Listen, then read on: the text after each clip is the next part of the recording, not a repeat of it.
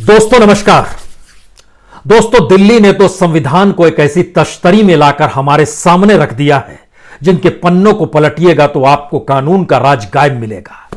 इस स्टेट की मौजूदगी आपको लगेगी एक बड़े शून्यता में समा गई है। उस स्टेट के मातहत पुलिस प्रशासन की मौजूदगी कहीं गायब तो नहीं हो गई है। इतना ही नहीं, बल्कि जिन हालातों के भीतर जिन गलियों से आप गुजरेंगे उन गलियों की एक लंबी कतार है। और दिल्ली का जो पूरा नॉर्थ ईस्ट का इलाका है, यह नॉर्थ ईस्ट दिल्ली है क्या चीज? इसके भीतर की सियासत, इसके भीतर का समाज, इसके भीतर की आर्थिक परिस्थिति, और इस दृष्टिकोण से क्या यह सिर्फ एक राजनीतिक प्रयोग है या संविधान को भी राजनीतिक टूल तो नहीं बना लिया गया है?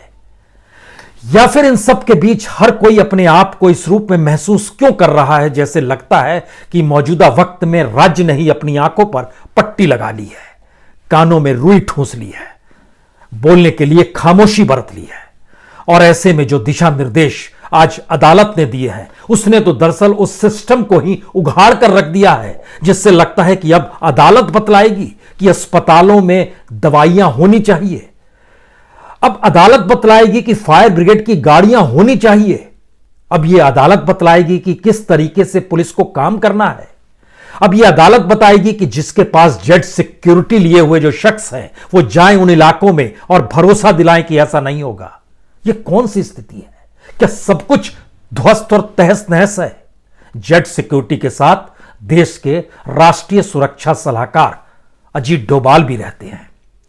और आज वो उन गलियों में भी गए शाम के वक्त, जिन गलियों ने बीते 100 घंटों में सिर्फ और सिर्फ अंधेरा देखा है, धुआं देखा है, आग देखी है, एक तरह का शोर देखा है, एक डर देखा है, खौफजदा है लोग, उन्हें समझ नहीं आ रहा है। और इस पूरे इलाके में एक लंबी कतार है। उन कतारों के बीच जब घुमड़िएगा तो फिर वहां के बच्चे क्या कहते हैं, वहां के युवा क्या सोचते हैं? जिन दुकानों में आग लगा दी है वो अपनी बात कहने के लिए भी उनकी जुबान क्यों लड़खड़ा रही है? क्या उन्हें इस बात का भी डर है कि अगर सच बताने लगेंगे तो फिर आने वाले वक्त में उनके साथ भी न्याय हो जाएगा? यह कौन सा न्याय है? यह कौन सी स्थितियां हैं? और यह दिल्ली में हो रहा है। हमें लगता है बात आज कहां से शुरू की जाए? बच्चों से शुरू की जाए, राजनीति और उस सियासत से की जाए, या फिर हाईकोर्ट से किया जाए? हमें लगता है कि आज बात अदालत से ही करनी चाहिए, क्योंकि अदालत ने अपनी भूमिका को जतला दिया है कि उसकी मौजूदगी अगर है और अगर वो निर्देश देती है तो उसे हर किसी को समझना होगा। उसने कहा जेट सिक्योरिटी के साथ जो शख्स है वो जाएं उन इलाकों में। देश के राष्ट्रीय सुरक्षा सलाहकार चले गए उन इलाकों में। ये वही राष्ट्रीय सुरक्षा सलाहकार हैं जो कश्मीर की गलियों में भी गए थे और वहां पर इस तरीके का वातावरण उन्होंने खाते हुए जतलाया था कि देखिए हालात तो ठीक है, हम तो बिरयानी खा रहे हैं। लेकिन आज मौका इसका नहीं है। हमें लगता है शुरुआत बच्चों से करनी चाहिए। बहुत सारे बच्चों से बात की, क्योंकि एक लंबी कतार है। इस कतार की फहरिस्त में पहली बार ऐसी स्थिति आई है कि दिल्ली के 86 स्कूल बंद हैं। इन 86 स्कूलों में कुछ बोर्ड की परीक्षाओं के सेंटर भी हैं, लेकिन ज्यादातर स्कूलों में बच्चे रोज पढ़ने जाते हैं। इन बच्चों की तादाद लगभग 15 से 18 हजार है। ये बच्चे स्कूल नहीं गए, लेकिन जब उनसे एक सवाल पूछा गया, स्कूल क्यों नहीं गए, आप कल्पना कीजिएगा उनके जवाब क्या थे। एक ने कहा लगता है दंगा हो गया है, एक बच्चे ने कहा हिंदू मुस्लिम का दंगा हो गया है, एक दूसरे बच्चे ने कहा शाहीन बाग नाम की कोई चीज है उसको लेकर कुछ हो रहा है, इसीलिए स्कूल बंद है। मास्टर साहब ने नहीं बताया, रात में माता पिता ने बताया कि कल स्कूल जाने की जरूरत नहीं है, देखो टेलीविजन पे आ गया है स्कूल बंद है। एक ने कहा कि नहीं, एक पुलिस वाला मर गया है इसलिए स्कूल बंद है। एक बच्चे ने कहा कि शायद केजरीवाल की कोई लड़ाई हो रही है इसीलिए स्कूल बंद है। एक बच्चे ने कहा कि नहीं, वो अमेरिका के राष्ट्रपति, नाम तो नहीं कहा, सिर्फ ट्रंप कहा, ट्रंप आए थे इसलिए स्कूल बंद है। एक बच्चे ने कहा कि दरअसल वह गली से जा रहा था तो उसने देखा कि आग लगी हुई है इसलिए स्कूल बंद है। एक ने कहा नहीं नहीं, हमने एक अखबार देखा था, वहां एक आदमी हाथ में बंदूक लिए हुए था इसलिए स्कूल बंद है। ये बच्चों को हम कौन सी शिक्षा देंगे? इन बच्चों को आने वाले वक्त में जब स्कूल खुलेंगे तो उनके कौन से सवाल होंगे? और इन सब के बीच ऐसी स्थिति क्यों आ गई? हमें लगता है आज पूरे तरीके से अदालत ने उस कलई को खोलकर सामने रख दिया कि जरा समझने की कोशिश कीजिए। बहुत साफ तौर पर कहा, जिनकी जान गई है उनको पूरे सम्मान के साथ अंत्योष्टि कराने की जिम्मेदारी स्टेट की है। स्थिति ये आ गई है। अंतिम संस्कार कराने का ऑर्डर सम्मान के साथ देने का जिक्र अदालत कर रही है और निर्देश दे रही है स्टेट को। स्टेट का मतलब पुलिस प्रशासन दोनों है। एक हेल्पलाइन और हेल्प डेस्क बनाई है, यानी यह भी अभी नहीं बना था। दिल्ली पुलिस के स्पेशल कमिश्नर ने जो कोर्ट को भरोसा दिलाया कि हम ऐसा जल्द करेंगे, उसने और कहा इसका मतलब है आपने कुछ किया ही नहीं है। अदालत के भीतर कहा गया कि अदालत ने कहा कि एम्बुलेंस की पर्याप्त व्यवस्था कीजिए जिससे किसी को अस्पताल तक पहुंचने में बाधा ना हो। यह भी काम नहीं कर पा रहे थे। अगर पर्याप्त आश्रम गृह नहीं है तो इसकी भी व्यवस्था कीजिए जिससे लोग ठहर ले सकें, क्योंकि जो तस्वीरें जिन इलाकों में नजर आई है उन इलाकों में लोग घर भी छोड़ गए। छतों पर से भागते हुए किसी तरीके से पाइप के सहारे कुछ परिवार नीचे उतरे। ये गोंडा का इलाका है, मौजपुर का इलाका है। एक लंबी फहरिस्त है जिसका इस हिस्से में हम आएंगे, क्योंकि आश्रय गृह में भी बुनियादी चीजों की कमी नहीं होनी चाहिए। इसका जिक्र भी अदालत कर रही है। अदालत निर्देश दे रही है, कंबल व्यवस्था कराइए, दवाई की व्यवस्था कराइए, शौचालय की व्यवस्था कराइए, पानी की व्यवस्था, सारी चीजें मुस्तैदी के साथ होनी चाहिए। जिक्र अदालत कर रही है। पुलिस प्रशासन स्टेट गायब है। वो कौन सी सरकार है जिसको मैंडेट दिया गया, वो कहां है, उस पर भी आएंगे। इतना ही नहीं, डिस्ट्रिक्ट लीगल सर्विस अथॉरिटीज जो है वो 24 घंटे की हेल्पलाइन शुरू करे और पीड़ितों को तत्काल इसकी मदद मिलनी चाहिए और पीड़ितों को मदद के लिए पर्याप्त पेशेवर तैनात होने चाहिए। इस बात का जिक्र अदालत कर रही है। दरअसल हाईकोर्ट की जो बेंच बैठी थी उसकी अध्यक्षता जस्टिस एस मुरलीधर कर रहे थे और उन्होंने जब इन बातों को रखते रखते रखा कि दिल्ली दोबारा 1984 की स्थिति में नहीं आनी चाहिए, क्योंकि जिस तरीके से स्थिति 1984 की हुई थी, ये हर किसी की जहन में, दिल्ली में जो रहता है उस समय में उसने देखा है। उसकी आंखों का खौफ, उसकी दहशत क्या थी।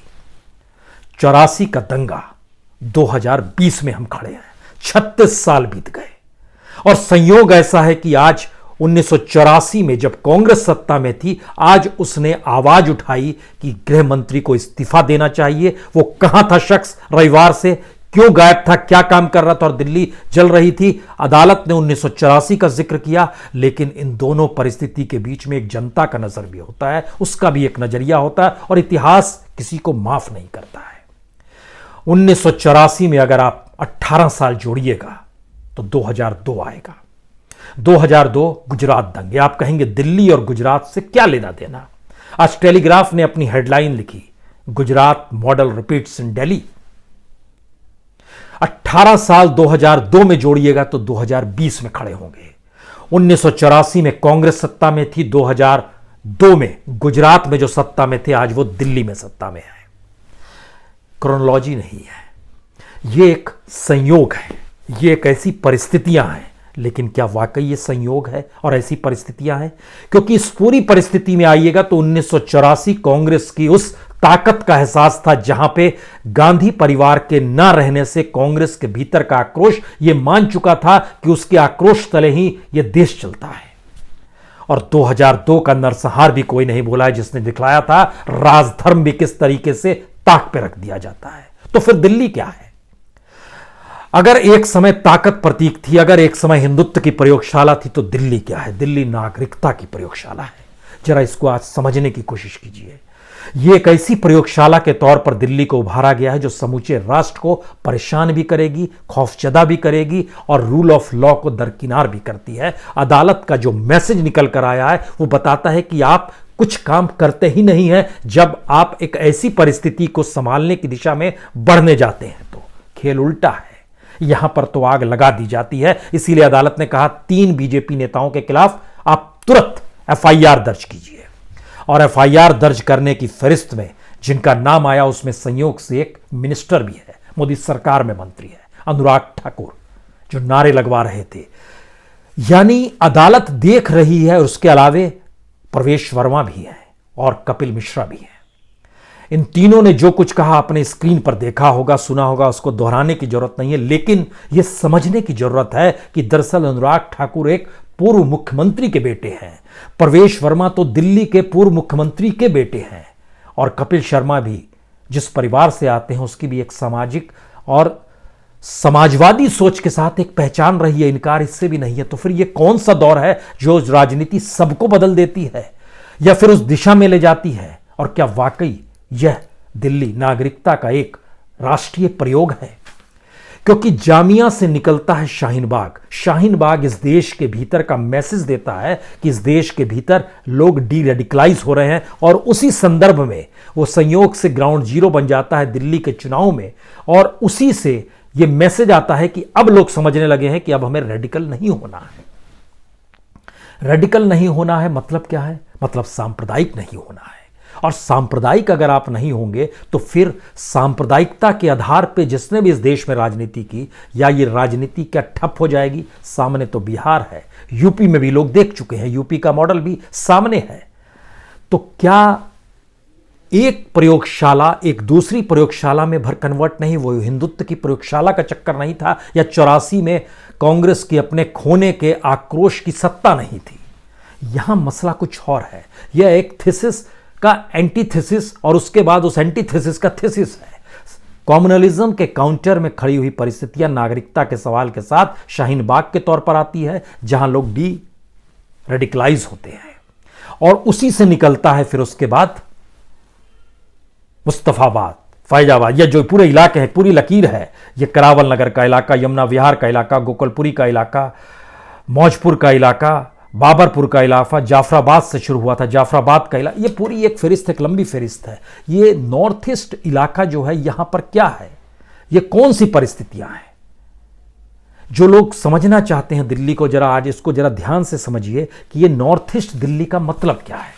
नॉर्थ ईस्ट दिल्ली का मतलब, उस पर जो हमने जब तमाम अध्ययन किया और जो तमाम डॉक्यूमेंट्स जो निकल कर आए, यह समझिए कि इस नॉर्थ ईस्ट जिले में 2001 में जो जनसंख्या थी वह 17,68,000 लोग रहते थे। 19 साल पहले यह जनसंख्या 2011 में बढ़कर हो गई 22,40,000, यानी तकरीबन 4.5 लाख लोग बढ़ गए। और 2018 की जानकारी जो निकल कर आई, उसमें यह जानकारी आई कि वहां पे 25,98,000 यानी तकरीबन 26 लाख हो गए हैं। तो ध्यान दीजिए, तो 4 से 5 लाख लोग लगातार बढ़ते चले गए इस सेंसस के दौर में। अब 2021 में सेंसस होगा तो जाहिर है अगर 2018 में लगभग 26 लाख है तो 1-2 लाख और बढ़ चुके होंगे, क्योंकि देश के भीतर कहीं काम नहीं है।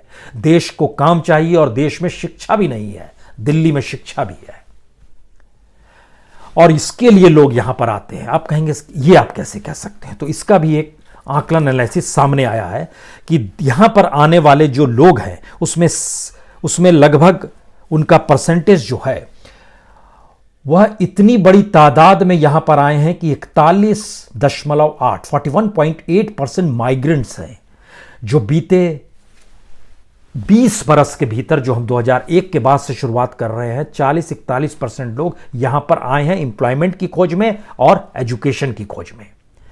इस पूरे इलाके में अगर 26 लाख लोग रहते हैं तो वहां पर लिटरेसी रेट, पढ़ाई लिखाई का रेट जो है 72% है। जो वर्क पार्टिसिपेशन है काम करने की, वह सिर्फ 31% है। और महिलाओं में काम करने का जो वर्क पार्टिसिपेशन है वो देश के हिस्से से बड़ा कम है। दिल्ली जैसी जगह में सिर्फ 10.3% है। जिन घरों की दीवार पक्की है वो 92% है। जहां पर साफ पानी आता है उनकी स्थिति 78% है। सिर्फ नॉर्थ ईस्ट के इलाके का हम जिक्र कर रहे हैं। बिजली 93% घरों में है, शौच 88% घरों में है, हेल्थ सिक्योरिटी 63% को मिलती है, और वैक्सीनेशन जो चिल्ड्रन बच्चों को होता है वह तकरीबन 80% है। यानी देश के अलग अलग हिस्सों से देखेगा तो इस इलाके में आपको स्थिति कमोवेश अच्छी मिल रही है। लेकिन यहां पर जब आप नौकरी में घुसिएगा तो उसमें आपको जानकारी मिलेगी कि मंथली कमाई 37% लोगों की 4,200 रुपए है, यानी साल के 50,000। 37% जो सबसे बड़ा हिस्सा है, साल में 50,000 रुपए कमा पाता है या उससे कम। उसमें 29% ऐसे हैं जो कि साल भर में 25,000 कमा पाते हैं, यानी मंथली उनकी आय 2,100 रुपए है। और 14.5% ऐसे हैं जिनकी कमाई 1 लाख से ज्यादा है, वो 8,500 से 10,000 रुपए महीने का कमाते हैं।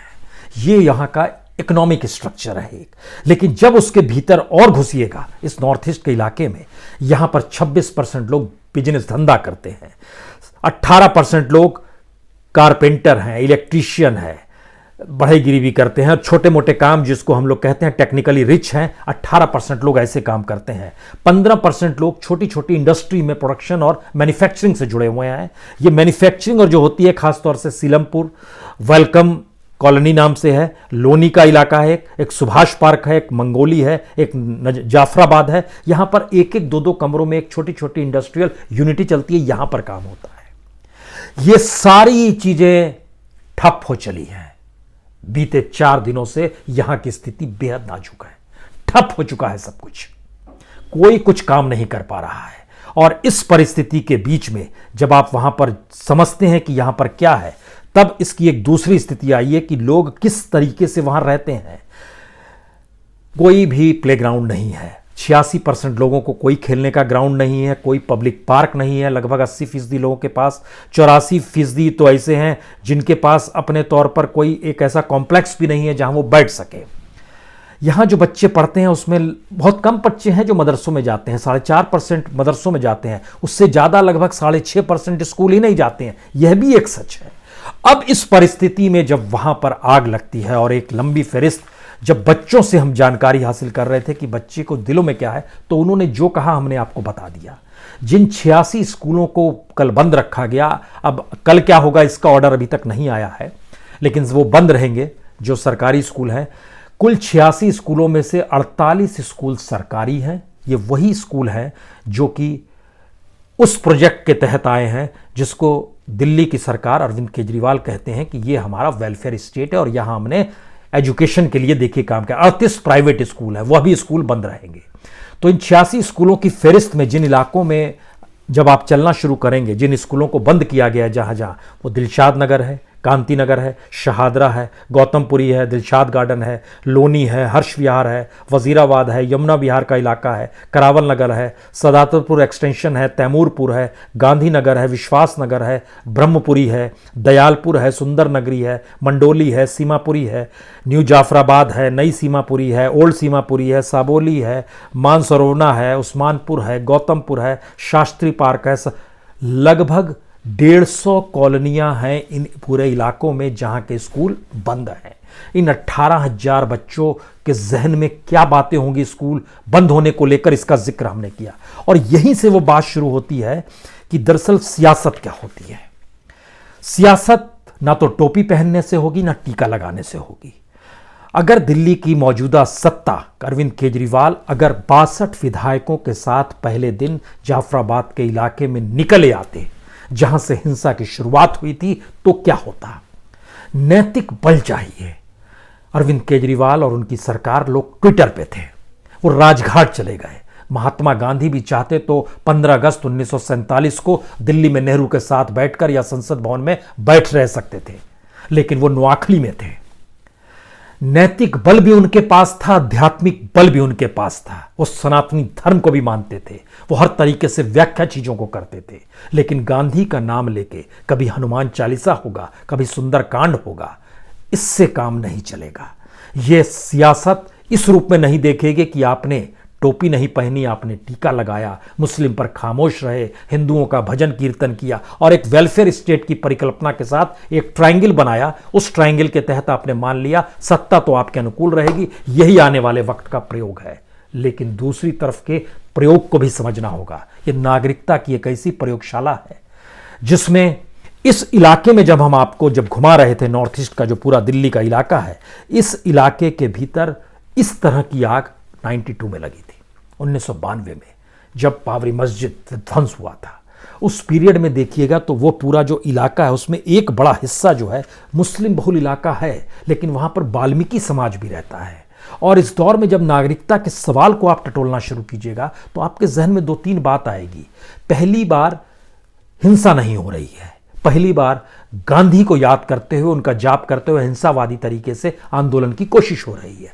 पहली बार उस आंदोलन के लाभ ए को भी लगता है, बी को भी लगता है, सी को भी लगता है। ए का मतलब आप है, बी का मतलब बीजेपी है, सी का मतलब कांग्रेस है। तीनों को लगता है लाभ है, एक वक्त में तीनों को लगता है घाटा है। यानी जब जनता के भीतर से कुछ आवाज आए तो राजनीति उसे कैसे भुनाए, यह उसके सामने असमंजस की स्थिति होती है। और शाहीन बाग की सोच ने उस राजनीति को एक वैक्यूम में ढकेल दिया। अब आप क्या सोचोगे? क्योंकि हमारी राजनीति भविष्य के उस विजन को देख समझ पाने की स्थिति में नहीं आ पा रही है कि जहां पे शाहरुख नाम के शख्स के हाथ में रिवॉल्वर होगी और उसका आकलन राजनीतिक तौर पर, सियासी तौर पर होने लगेगा, धार्मिक तौर पर होने लगेगा, लेकिन कोई उसे अपराधी नहीं मानेगा। अपराधी मानेगा तो उसके साथ एक टैग करेगा, यह किस धर्म का है, उसके साथ टैग करेगा यह कहां से आया, किस पार्टी से जुड़ा है, कहीं इसको मैनेज तो नहीं किया गया है। यह सारी सोच आएगी।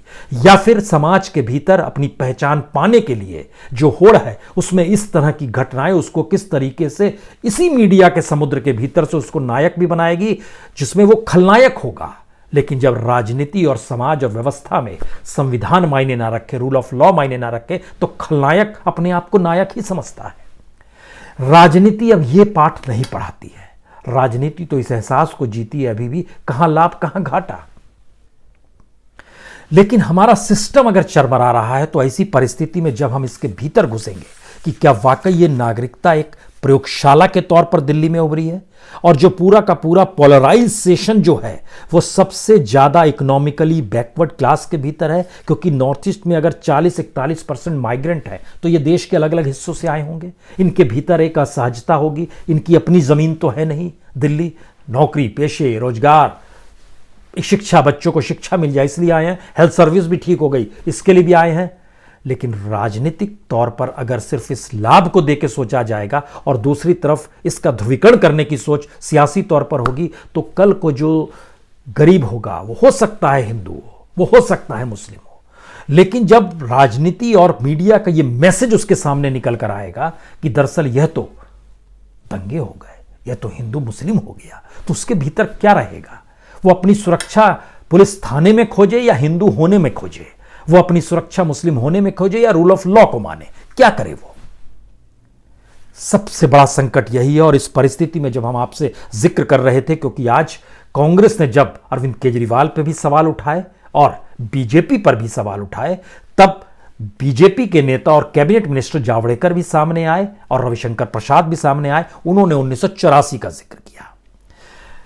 खामोशी अभी भी दिल्ली की सत्ता ने बरती हुई है। दिल्ली की सत्ता मतलब अरविंद केजरीवाल है, जो कि राजनीति से ऊपर उठकर राजघाट और इन बातों का जिक्र कर रहे हैं। याद कीजिए 92-93 में क्या हुआ था, और खासतौर से बॉम्बे में जब विस्फोटों का स्थिति आ गई थी तो क्या किया गया था। सिर्फ एक निर्देश उस समय सत्ता ने दिया था कि सारे पुलिस वाले सड़क पर आ जाएं। पुलिस की मौजूदगी लोगों के भीतर एक भरोसा जलाती है, एक उम्मीद जताती है, लेकिन यहां तो खेल उल्टा हो गया दिल्ली में। अब आप क्या करेंगे? इसीलिए अदालत ने कहा और पुलिस को निर्देश दिया, आपको क्या क्या करना ये बताना पड़ रहा है कि अस्पताल में दवाई होनी चाहिए, फायर ब्रिगेड होनी चाहिए, पिकेट्स होने चाहिए, इस तरीके से आपको सुरक्षा देनी होगी और अंतिम संस्कार भी आपको सम्मान के साथ करवाना होगा। ये स्थिति आ गई है। और ये जब परिस्थिति धीरे धीरे आगे बढ़ती है तो ये एक ऐसे स्थिति में आती है जहां कॉन्स्टिट्यूशन सिर्फ सत्तानुकूल नहीं होता है, कॉन्स्टिट्यूशन पॉलिटिकल पार्टी का टूल हो जाता है। और ध्यान दीजिए, अगर कॉन्स्टिट्यूशन पॉलिटिकल पार्टी का टूल हो जाएगा और पॉलिटिकल पार्टी का विस्तार उसके सदस्यों के साथ जुड़ने से होगा, और जो जुड़ने वाले लोग होंगे उनकी सामाजिक आर्थिक स्थिति अगर समाज के भीतर बड़ी न्यूनतम होगी, तो उनकी मौजूदगी जब जब सामने आएगी वह राजनीतिक पार्टी के साथ ही नजर आएगी। और कॉन्स्टिट्यूशन को जब वो टूल बना चुकी है तो ऐसे में पुलिस भी क्या करेगी, नौकरशाह भी क्या करेगी, इंस्टीट्यूशंस भी क्या करेंगे, मीडिया ही क्या करेगा? क्योंकि न्याय की परिस्थितियां अगर खत्म होने लगे, उम्मीद और भरोसा सिस्टम से जाने लगे, तो कोई भी इन बातों का जिक्र करे कि अब शांति बहाल हो जानी चाहिए तो पहले भरोसा डिगेगा। प्रधानमंत्री ने आज चुप्पी तोड़ी, एक भी ट्वीट के जरिए तोड़ी। यह स्थिति क्या मौजूदा वक्त में उन्हें राष्ट्र के नाम संदेश देने नहीं आना चाहिए था, बताना नहीं चाहिए था, रूबरू नहीं होना चाहिए था? मन की बात होती है, लेकिन यहां तो अब ऐसी स्थिति थी कि सीधा संवाद होना चाहिए, क्योंकि जो 150 कॉलोनियों का पूरी लिस्ट है हमारे सामने और बच्चों के जो सवाल हैं, हमें जानकारी मिली कि एक कॉलेज के छात्र ने हमसे बोला मैंने प्रिंसिपल को फोन किया। तो हमने पूछा प्रिंसिपल ने क्या कहा? मैंने बोला उन्होंने कुछ नहीं कहा, मैंने कहा कि जब कॉलेज आपको बंद ही करना है तो पूरा ही ताला लगा दीजिए। तो प्रिंसिपल ने कहा ये मेरे हिस्से में नहीं आता है, मैं तो जो दिशा निर्देश होते हैं उसके हिसाब से चलता हूं, इसके लिए तो या तो आपको वीसी को कहना होगा या सरकार को कहना होगा। हर कोई अपनी जगह जरा ध्यान दीजिए, कुछ कह पाने की स्थिति में नहीं है। दिल्ली चल रही है, देश चल रहा है, हम गौरवान्वित हो सकते हैं, लेकिन एक भी मौत पर अगर शोक मनाने की स्थिति में हम नहीं है, वो किसी की मौत हो, अगर उस पर शोक मनाने की स्थिति में नहीं है और अगर हम मौत को लेकर भी बटने बांटने की स्थिति में आ गए हैं, तो इससे खतरनाक स्थिति शायद कुछ होती नहीं। और यहीं पे लगता है कि वो सिस्टम गायब हो गया है, जिस सिस्टम के आसरे सब कुछ चलना चाहिए था। क्योंकि इस फेरिस्त के भीतर का एक सच और भी है। ध्यान दीजिए, जिस समय साबरमती आश्रम में प्रधानमंत्री और ट्रंप की मौजूदगी थी, उस समय दिल्ली में क्या हो रहा था। जिस समय प्रधानमंत्री ट्रंप को 3 बंदर भेंट कर रहे थे, जिसका मतलब था ना बुरा सुनो, ना बुरा देखो, ना बुरा कहो, उस समय दिल्ली की क्या स्थिति थी। जिस समय दिल्ली में मौजूदगी साइन हो रहे थे हथियार की डील और बाकी चीजों की डील, उस समय दिल्ली में क्या हो रहा था। उस समय की मौजूदगी में वहां पर जब लोगों को आप देखिएगा, जिन मंत्रियों को हैदराबाद हाउस में देखिएगा और जहां पर राष्ट्रपति भवन में देखिएगा, यही कैबिनेट के मिनिस्टरों की मौजूदगी जो आज इस देश के एनएसए नेशनल सिक्योरिटी एडवाइजर पहुंचे हैं। आज एक अखबार में तस्वीर छपी है, देख लीजिएगा, राष्ट्रीय अखबार में 3 नेता बैठे हुए, हंसते हुए बैठे हुए हैं। उसमें एक पीयूष गोयल है, एक धर्मेंद्र प्रधान है और एक अजित डोभाल है। तीनों मुस्कुरा रहे हैं और इस समय दिल्ली जल रही है और आज के वक्त में वो शाम में पहुंचे हैं दिल्ली के मोहल्ले में। अच्छी बात है, अदालत ने निर्देश दिया है, अच्छी बात है, आप कुछ समझ पा रहे हैं। लेकिन क्या वाकई ये अच्छी बात है कि आप समझ पा रहे हैं, या फिर यह भी एक नई लेबोरेटरी तो नहीं है।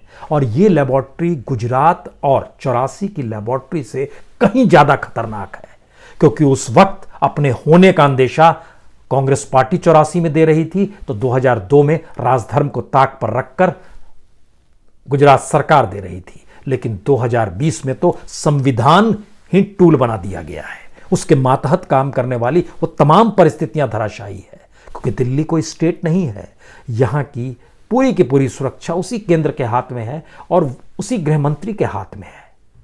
तो फिर कोई किससे कहे। और सारी अदालतें यहां पर मौजूद, बेस्ट क्रीमी लेयर यहां पर मौजूद, बेस्ट ब्यूरोक्रेट यहां पर मौजूद, सब चीजें मौजूद हैं। लेकिन सिर्फ एक जस्टिस मुरलीधर ने जब इस बात की जानकारी दी कि आपको ये करना होगा, और सुप्रीम कोर्ट को भी कहना पड़ा, शाहीन बाग बाद में सुन लेंगे, पहले आप खामोशी के साथ शांति लाइए, वो चलती रहेगी, वो 23 तारीख को अब सुनवाई करेंगे, 23 मार्च को शाहीन बाग की। अदालतें अगर वाकई संवेदनशील होकर अगर इस तरीके से दिशा निर्देश देने लगे, तो बहुत स्थिति अनुकूल होगी, जो लगता है कि होनी चाहिए। क्योंकि इस दौर में जनता के सामने एक सवाल है। इसीलिए जिस इलाकों का हम जिक्र कर रहे हैं, वहां पर जब देखी तो जली हुई दुकान थी, फूकी हुई गाड़ियां थी, टायर मार्केट की जो स्थिति थी, अभी भी बदबू आ रही है। पेट्रोल पंप फूका हुआ था, वो दूर से देखने की स्थिति थी, पता नहीं कोई आग निकल जाए, भभका निकले और सब कुछ जला दे। जिस तरीके से वहां पर अलग अलग जगहों पर पत्थर बिखरे थे, उन पत्थरों के बीच में आज भी खोखे मौजूद हैं गोलियों के, आज भी गोलियों के खोखे भी मौजूद थे, और जो आंसू गैस फेंका जाता था उसके भी डब्बे मौजूद थे। एक शोरूम जला दिया गया मारुति का, वह भी मौजूद था। गल्ले लूट लिए गए। ये कौन लोग थे जो दुकानों में घुसे, पैसे तक लूट के ले गए? लोगों ने यह भी जानकारी दी वहां पर कि वह भी लूट लिए गए। ये क्या वाकई नागरिकता लैबोरेटरी का एक दूसरा चेहरा है? ये कौन सा चेहरा है? क्योंकि इन सब के बीच जब वहां पर जो खजूरी खास की चौकी है वह भी जली मिली, उसके उधर दूर पर खड़ी हुई जो दुकानें थी वह भी जली मिली, जो जूस की दुकान थी, चिकन की दुकान थी, सारी स्थिति जो बता रही थी। ये भजनपुर का इलाका है, वहां पर एक बोर्ड भी हमने देखा। उस बोर्ड में सड़क में लिखा हुआ था, बड़ा शानदार है, आप इधर जाइए और इधर जाइए, जो सब जगह बोर्ड लगे रहते हैं, नीले रंग के बोर्ड पे सफेद रंग से लिखे, ब्रिजपुरी, भागीरथी विहार, जौहरीपुर, चमन पार्क, इंदिरा विहार। दूसरी तरफ जो स्थिति थी उसमें जानकारी आ रही थी, इधर आप चले जाइएगा तो बाबरपुर आ जाएगा, इधर कबीर नगर आ जाएगा। अरे नामों को तो ही जी लीजिए, कबीर भी है, बाबरपुर भी है, और इन सब के बीच यमुना विहार भी है, इन सब के बीच गोकलपुरी का भी है, और उधर चांदबाग भी है, और उधर खजूरी खास भी है। इन नामों को ही जी लीजिए जिन नामों का जिक्र किया है, वो सारी चीजें ध्वस्त। और इन ध्वस्त परिस्थितियों के बीच उम्मीद अदालत से है, उम्मीद अदालत के अब उन निर्णय और फैसलों से करनी होगी, हमें लगता है, और उसे टकराना सीखना होगा। बहुत बहुत शुक्रिया, बहुत बहुत शुक्रिया।